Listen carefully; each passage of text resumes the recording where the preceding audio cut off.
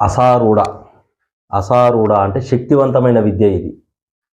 మన విద్యలల్లో ఎక్కువ ప్రయోగాలకు సంబంధించే విధానమే ఇది. ప్రయోగాలకు ఖచ్చితంగా చేయవచ్చు, చెయ్యకూడదు అనేది లేదు. ఈ అసారూఢ విద్య దేని గురించి అంటే, మనకు ఎవరైనా దాడి చేసి మన మీదకి పంపినప్పుడు మాత్రం మనకు రక్షణ ఉండేది అసారుడు.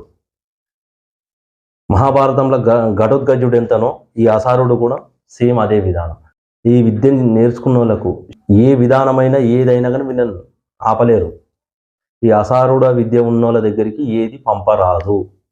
ఎందుకంటే తన రక్షగా పనిచేస్తాడు, ప్రయోగానికి పనిచేస్తాడు, వచ్చే శక్తులను తీసేసుకుంటాడు. అసారూఢ. అసారూఢ అంటే శక్తివంతమైన విద్య ఇది. మన విద్యలల్లో ఎక్కువ ప్రయోగాలకు సంబంధించే విధానమే ఇది.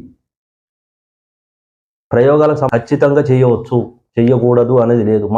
ఈ అసారూఢ విద్య దేని గురించి అంటే, మనకు ఎవరైనా దాడి చేసి మన మీదకి పంపినప్పుడు మాత్రం మనకు రక్షణ ఉండేది అసారుడు.